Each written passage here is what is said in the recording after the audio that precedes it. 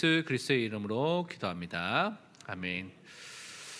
오늘 헌당 헌신 예배를 통하여서 사도행전 17장 1절에서 3절 통하여서 성경으로 예수 그리스도를 증거하는 교회라는 제목으로 하나님 말씀을 우리가 붙잡고 확인을 해야 되겠습니다. 여러분은 어떤 교회를 꿈꾸고 계십니까? 교회에 어떤 꿈을 꾸고 어떤 교회를 꿈을 꾸고 그리고 있냐고 물어보면 많은 사람이 다양한 대답을 합니다.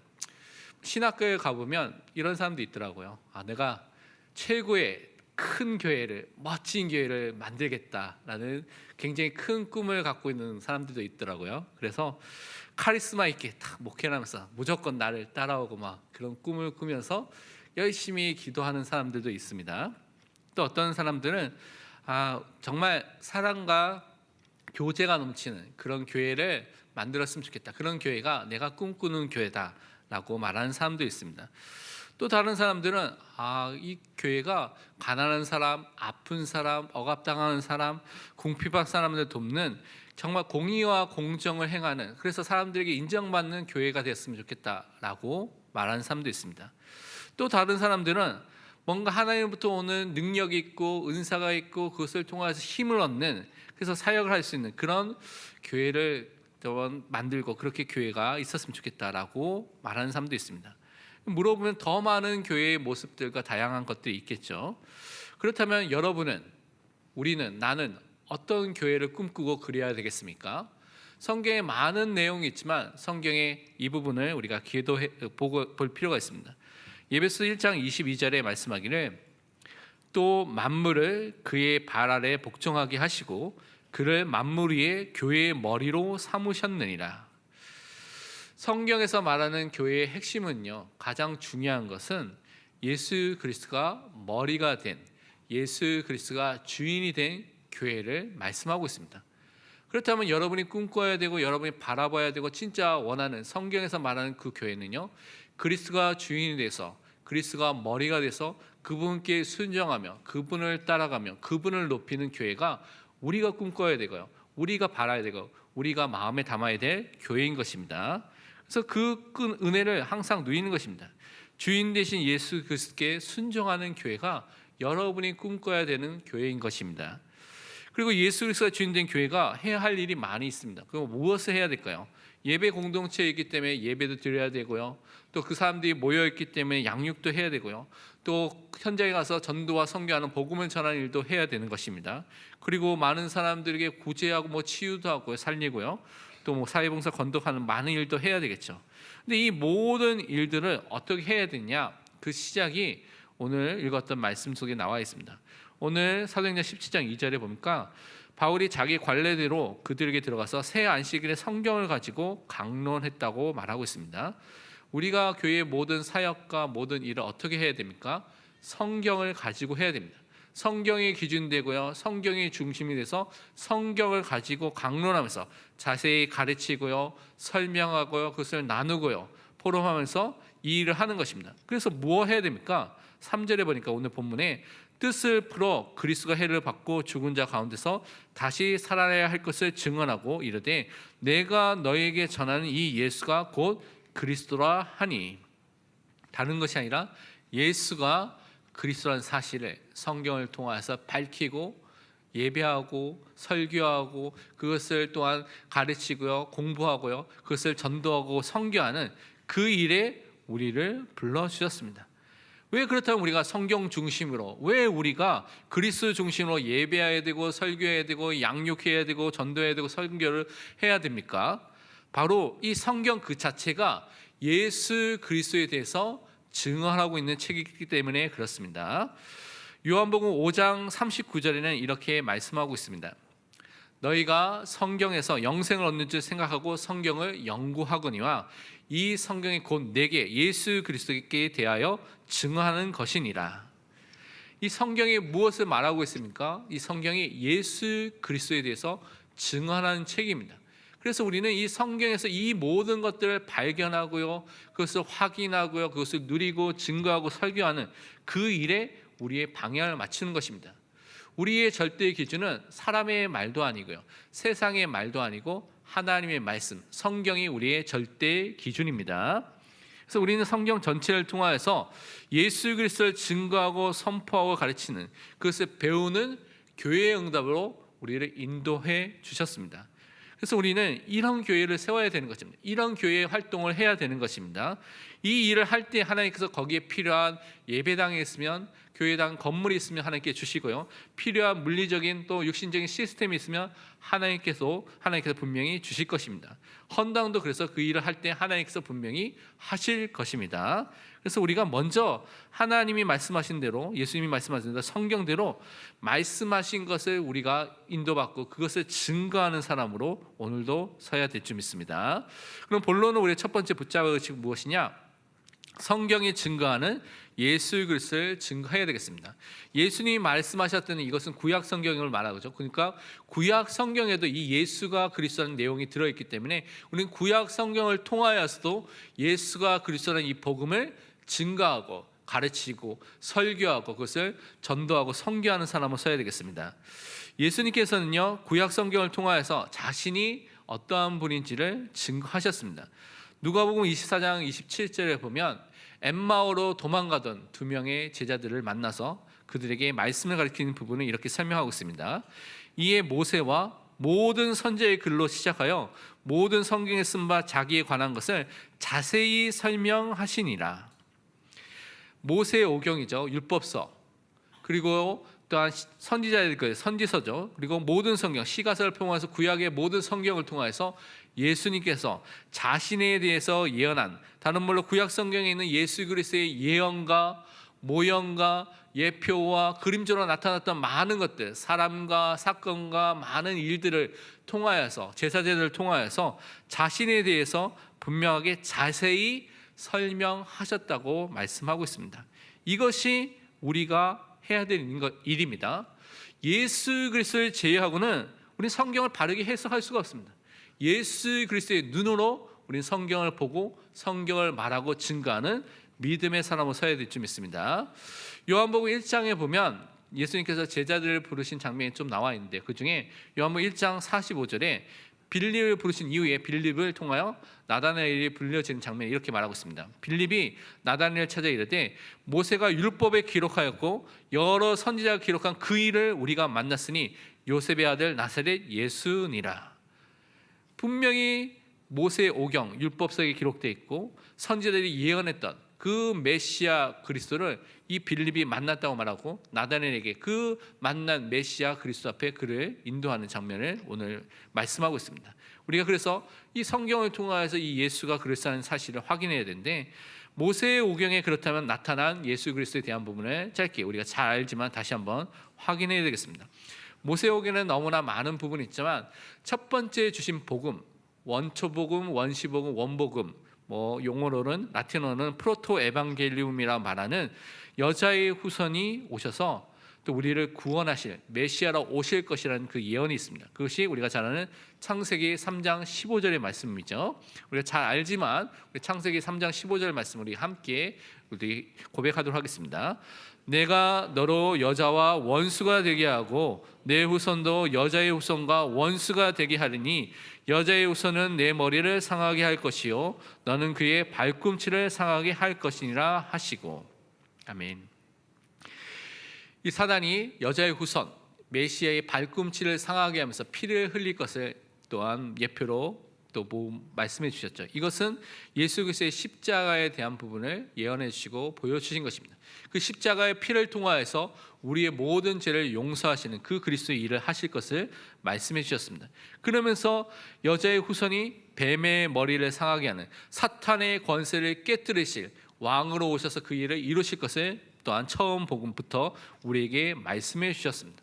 그래서 우리는 그리스도를 통하여서 죄의 용서함을 받고요, 사탄의 권세에서 해방된 하나님의 자녀로 살 것을 처음 복음부터 우리에게 말씀해 주신 것입니다. 그러면서 창세기에 보면 아브라함의 씨로 오셔서 천하 만민을 살릴 메시아에 대한 예언을 해 주셨습니다. 창세기 12장 3절에 보면 너를 축복하는 자는 내가 복을 내리고 너를 저주하는 자는 내가 저주하리니 땅의 모든 족속이 너로 말미암아 복을 받을 것이니라 라고 분명히 말씀하셨습니다.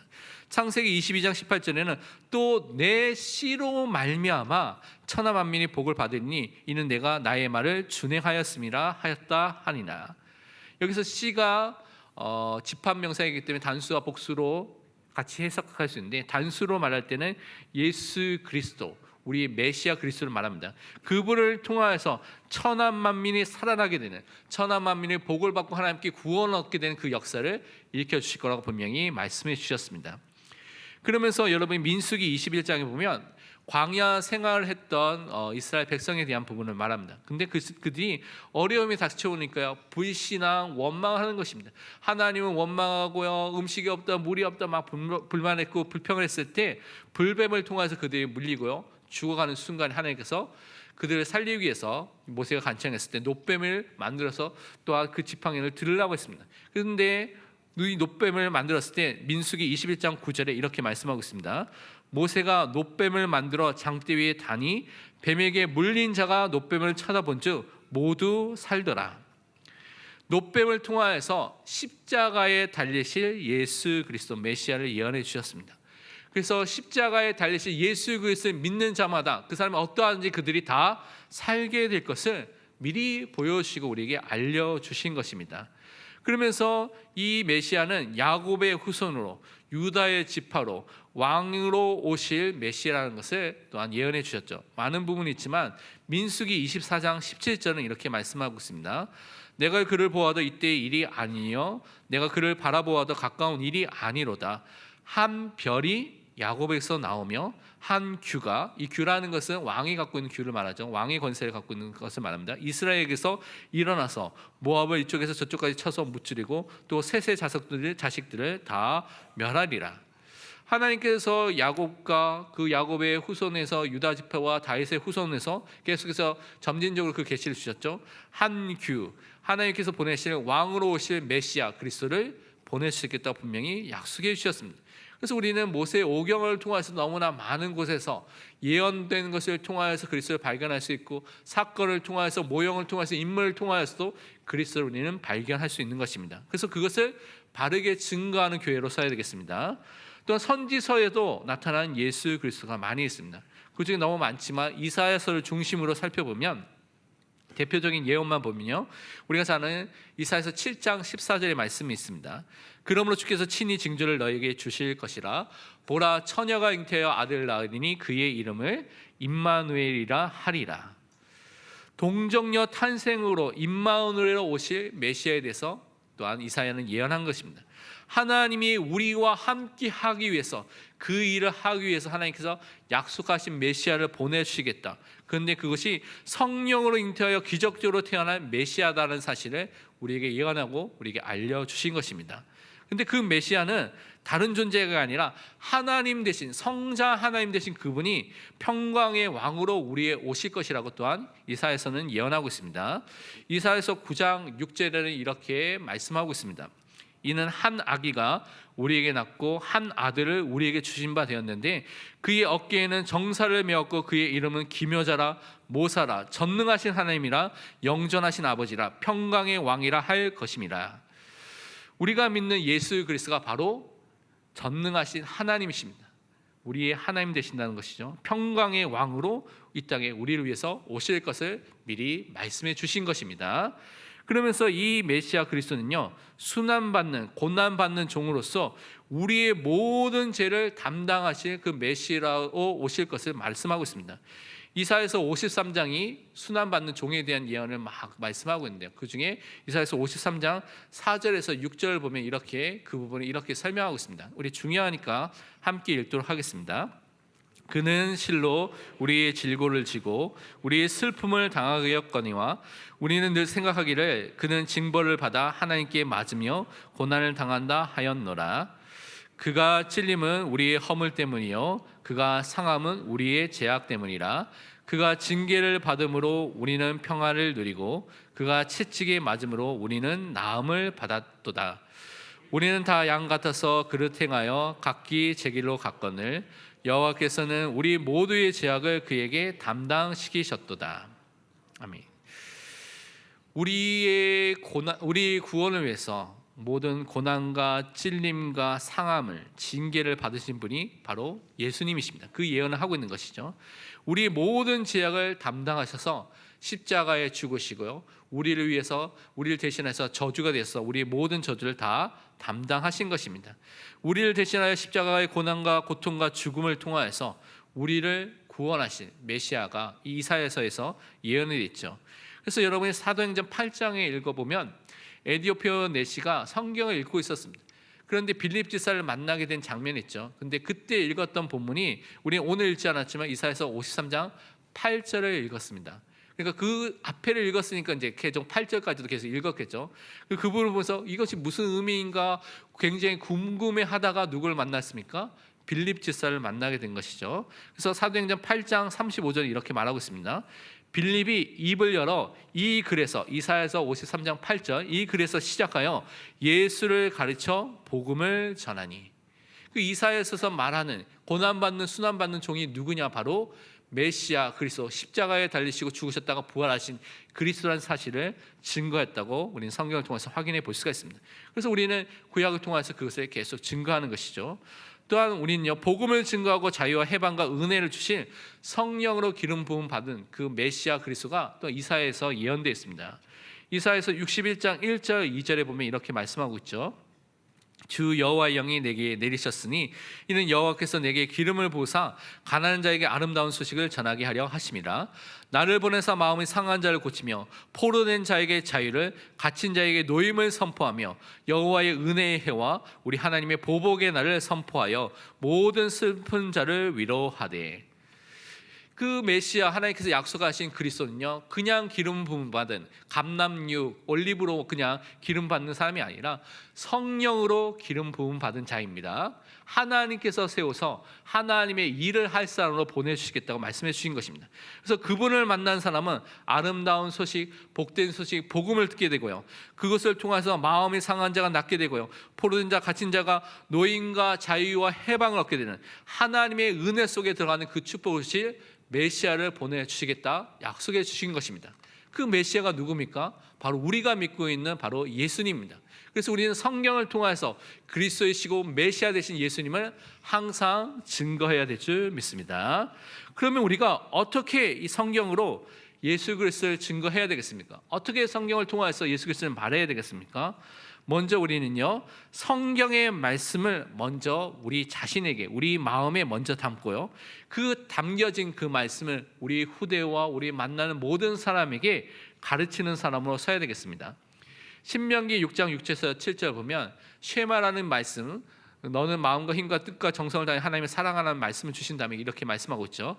오늘 내가 내게 명하는 이 말씀을 너는 마음에 새기고 내 자녀에게 부지런히 가르치며 집에 앉았을 때든지 길을 갈 때든지 누워 있을 때든지 일어날 때든지 이 말씀을 강론할 것이며. 먼저 말씀이 누구에게 있어야 됩니까? 여러분 마음에 있어야 됩니다. 여러분 마음에 새겨지고 마음에 담겨져 있어야 됩니다. 그리고 그 말씀을 우리에게 부지런히 가르치고 그 말씀을 설명하고 강론하는 그 축복으로 우리가 인도함을 받아야 되는 것입니다. 그렇기 때문에 내가 먼저 날마다 말씀 묵상하고요, 암송하고요, 말씀을 마음에 새기고 순종하면서 그 말씀을 가르치는, 성경에서 말하는 예수 그리스도를 가르치는 사람으로 서야 되겠습니다.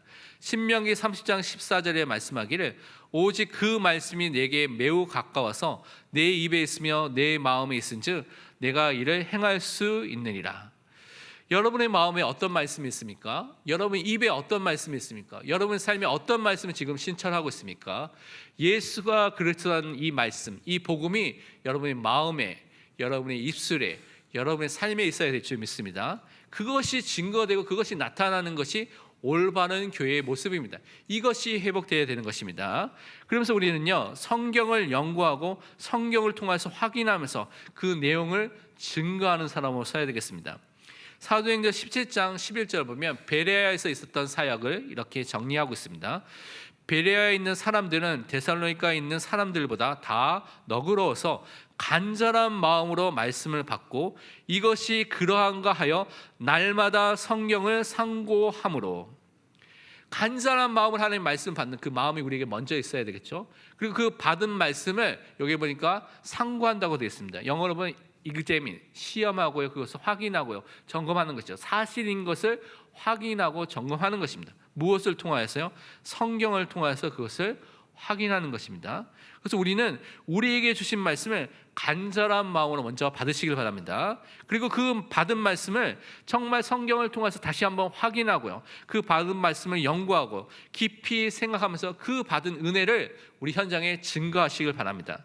그래서 우리에게 주신 그 말씀을 통해서 확신을 가지고 증거하는 믿음의 사람으로 서시기를 바랍니다. 결론으로 그래서 우리는 다른 것이 아니라 하나님이 원하시는 교회를 세워야 되겠습니다. 교회당은 건물이기 때문에 우리가 어느 현장에 가든지 그 교회가 모인 것이 교회당과 예배당이 되는 것입니다. 그래서 교회가 중요합니다. 근데 이 교회가 무엇을 해야 되냐? 성경을 가지고 예수가 그리스도라는 이 사실을 증거해야 됩니다. 우리 개인도, 가정도, 교회도, 현장도 매일 예수가 그리스도라는 이 사실을 증거하고 가르치는 그 은혜가 임하도록 우리는 기도해야 되겠습니다. 사도행전 5장 42절에 우리가 잘 아는 말씀이지만 우리 함께 고백하도록 하겠습니다. 그들이 날마다 성전에 있든지 집에 있든지 예수는 그리스도라고 가르치기와 전도하기를 그치지 아니하니라. 아멘. 정말 우리가 이 은혜가 있도록 기도하시기 바랍니다. 날마다 매일 예수가 그리스도라는 이 사실을 나의 집에 있든지 성전에 있든지 우리 현장에 있든지 항상 가르치기와 전도하기를 그치지 않는 그 은혜가 임하도록 항상 기도하시기를 바랍니다. 그것을 통하여서 정말 하나님이 원하시는 헌당의 응답을 누리기를 축원드립니다. 기도하겠습니다. 하나님 참으로 감사합니다. 하나님이 세우신 교회를 보게 하여 주옵소서. 예수 그리스도의 신앙 고백 위에 세워진 교회를 우리가 붙잡게 하시고 그 예수 그리스도를 통하여서 주인 되신 예수 그리스도, 머리 되신 예수 그리스도에 순종하는 교회를 꿈꾸게 하여 주옵소서. 그것을 통하여 우리를 통하여서 정말 성경을 가지고 이 성경에서 말하고 있는 예수 그리스도를 담대히 사실적으로 알고 누리고 증거할 수 있는 믿음의 사람으로 설 수 있도록 축복하여 주옵소서. 그것을 통해서 하나님께서 하시고 있는 전도운동과 성경운동과 렘넌트 후대운동의 모든 응답의 문이 열릴 수 있도록 축복하여 주옵소서. 살아계신 예수 그리스도의 이름으로 기도합니다. 아멘.